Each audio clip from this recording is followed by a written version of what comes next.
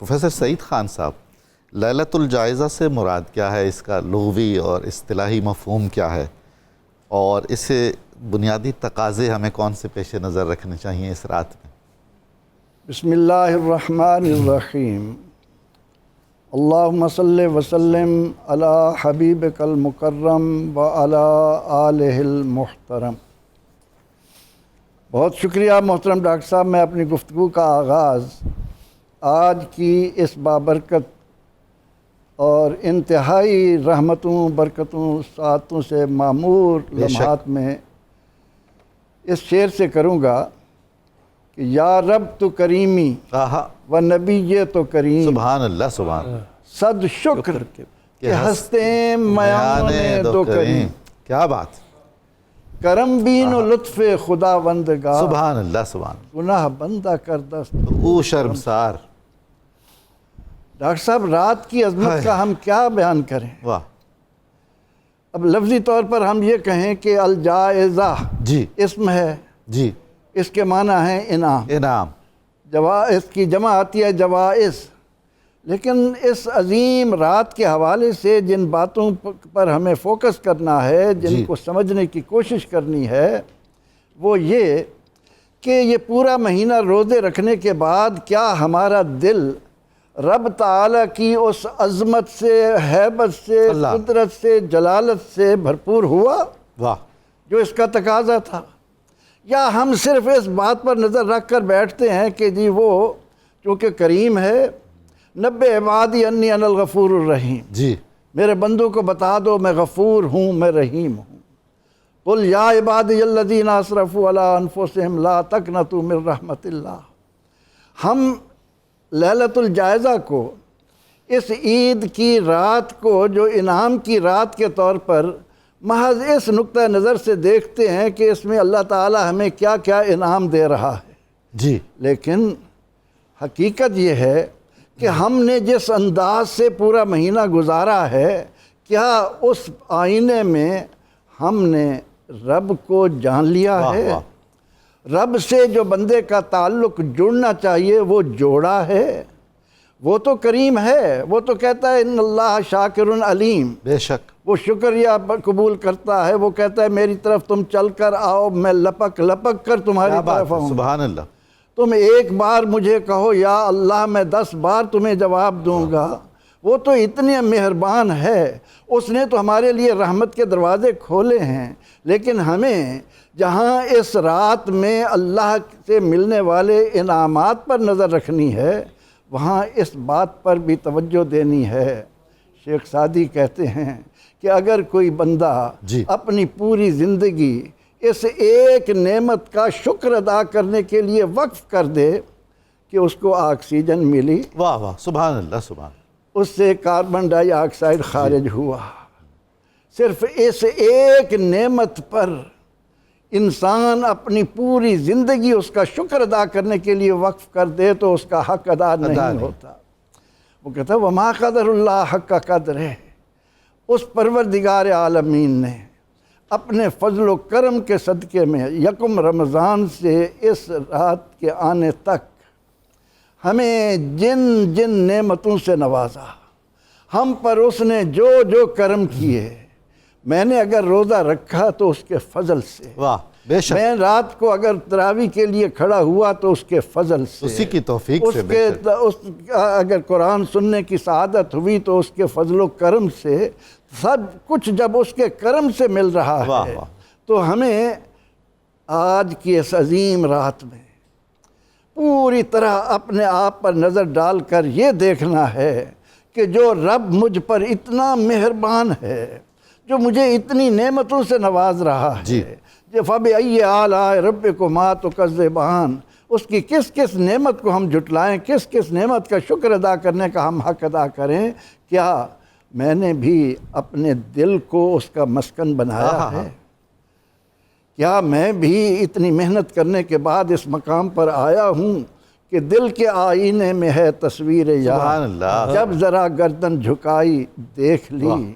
آج کی اس رات کو اللہ رب العزت نے تو رمضان آیا، جہنم کے کواڑ بند ہو گئے، جنت کو سجانا شروع کر دیا، فرشتوں کو حکم دے دیا. وہ چونکہ مدبر کائنات ہے جی جو چاہے کن کہہ کر دے، لیکن اس نے زندگی دینے کے لیے بھی فرشتے رکھے، زندگی لینے کے لیے بھی فرشتے رکھے، ہوا چلانے کے لیے بھی فرشتے رکھے، آسمان سے پانی اتارنے کے لیے بھی فرشتے رکھے.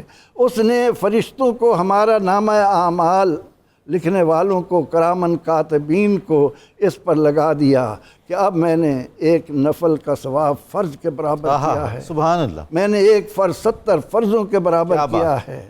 اب دیکھو میرے بندے میرے اس فضل کی طرف کس قدر لپک کر آتے ہیں، ان کے دلوں میں کس قدر یہ جذبہ پیدا ہوتا ہے. عام دنوں میں یہ حالت ہے ڈاکٹر صاحب اللہ کی ہم پر اس کے کرم کی، کہ جب ہم نیکی کا ارادہ کریں، کرامین کو کاتبین کو حکم ہوتا ہے نیکی لکھ لو. سبحان اللہ سبحان اللہ. اور اگر نیکی کا ارادہ کرنے کے بعد وہ نیکی ہم کر لیں تو رب العالمین کہتا ہے ایک نہ لکھو، کم از کم 10، زیادہ کی کوئی حد ہی نہیں کیا بات ہے. ہے. یہ عام دنوں کی بات. سبحان اللہ. اور اسی طرح سے جب کسی بندے کو شیطان بہکاتا ہے اور وہ کسی برے کام کا ارادہ کرتا ہے تو اللہ تعالیٰ فرشتوں کو حکم دیتا ہے نہ لکھو، رک جاؤ، کیا بات. سبحان ٹھہر اللہ جاؤ. سبحان اللہ. اب بندے نے گناہ کا ارادہ کیا اور اس کے بعد وہ اس گناہ سے باز آ گیا، اس نے وہ گناہ نہیں کیا، نہیں لکھا جائے گا کچھ بھی. اللہ تعالیٰ فرماتا ہے اس کی ایک نیکی لکھ. اور اللہ اکبر. سبحان اللہ. اور اگر گناہ کا ارادہ کرنے کے بعد اس نے وہ گناہ کر لیا تو اللہ کریم فرماتا ہے اس کو زیادہ نہیں لکھنا ہے، اس کو ایک گناہ لکھنا ہے. جس کریم نے اپنے کرم کے دروازے عام دنوں میں ہمارے لیے کھولے، سبحان اللہ. اس نے رمضان المبارک کی آمد پر جب اپنی رحمت کے دروازوں کو وسیع کیا اور فرشتوں کو کہا کہ ایک ایک نفل کو فرضوں کے برابر لکھتے چلے جاؤ، آج ہمیں جہاں وہ لیلۃ الجائزہ انعام کی رات کے طور پر دیکھنا ہے، وہاں لیلۃ الجائزہ اس معنی میں بھی لینا ہے کہ اپنا بھی جائزہ لے سکیں. کیا بات ہے. بہت خوب. اپنا احتساب بھی کر سکیں کہ اللہ نے مجھ پر کرم کے اتنے دروازے کھولے، میں نے اس میں سے کیا لیا، کیا آگے بھیجا، اس کے لیے میں نے کیا تیاری کی. یا میری نظر صرف اس بات پر تھی کہ لیلۃ الجائزہ آئے گی، اللہ تعالیٰ فرشتوں سے میرے اعمال کو پوچھے گا اور میرے لیے انعامات کا اور لمبا سفر شروع ہو جائے گا. نہیں، بندے کو ہر حال میں اس مقام پر رہنا ہے کہ اس کے کرم کو دیکھے، اس کے احسان کو سامنے رکھے، اس کے سامنے بندگی کا اظہار اس انداز سے کرنے کے قابل ہو جائے. یہ جس طرح آپ نے بڑے خوبصورت انداز میں توجہ دلائی کہ شیطان باہر آ گیا. اب یہ رات ایسا نہ ہو کہ اس کی آزادی کا جشن ہم منانے لگے. یعنی ہم رمضان کے اس کے بند ہونے کی بنا پر اللہ اللہ کر رہے تھے، نیکیوں کی طرف مائل تھے. اب چاند نظر آیا، اب اللہ تعالیٰ نے تو اسے ہمارے لیے انعام کی رات رکھا، لیکن کیا ہم رسول اللہ صلی اللہ علیہ وسلم کی اس ادا کو کہ آپ کے قیام کی وجہ سے پاؤں پر ورم آ جاتا تھا. اللہ اکبر. اور اللہ فرماتا ہے محل قلیل، محبوب کچھ کم کیجئے، کچھ آرام کر لیجئے، اور اللہ کے رسول علیہ السلام اس سے بھی بڑھ جائیں، سبحان اللہ. وہ شوق اور زیادہ ہو جائے. جب آپ سے سوال ہو کہ یا رسول اللہ، اللہ نے آپ کو ایک رعایت دی اور آپ کا شوق بڑھ گیا، تو آپ کیا فرماتے ہیں؟ افلا اکون عبدا شکورا، کیا میں اپنے اللہ کا شکر گزار بندہ نہ بنوں؟ تو ڈاکٹر صاحب میں آج کی رات کے حوالے سے اتنی گزارش کروں گا کہ ہم من حیث القوم مسلمان ہونے کے ناطے اس بات کی طرف توجہ دیں کہ ہم نے اس مہینے میں جو کمائی کی، اس کمائی کو سنبھالنے والے بھی بنے، اور اس کے ساتھ ساتھ ہمارے دلوں کے اندر شکر گزاری کا وہ جذبہ پیدا ہو جو پروردگار عالمین کے حبیب مکرم شفیع معظم صلی اللہ علیہ وسلم نے اپنے عمل سے ہمیں عطا کیا ہے. نہ کہ رمضان کا چاند دیکھتے ہی ہم لاہ و لعب کی طرف بھاگ جائیں. ہماری ساری توجہ اس بات پر تو ہو جائے کہ عید کے دن میرا لباس کیسا ہے، اور اس بات کی طرف کوئی خیال نہ کرے کہ فاروق اعظم رضی اللہ تعالیٰ عنہ جیسا اس دن کو دیکھ کر رو رہا ہے، آنسو بہہ رہے ہیں. لوگ کہتے ہیں عمر خوشی کے دن ہیں، لیکن وہ کہہ رہے ہیں تم کہتے تو ہو کہ خوشی کے دن ہیں، لیکن میرے لیے احتساب کا دن ہے۔ اللہ اللہ اللہ کا مہمان آیا تھا، میں نے اس کی کیا قدر افزائی کی، میں نے اس کے لیے کیا کیا سامان کیے۔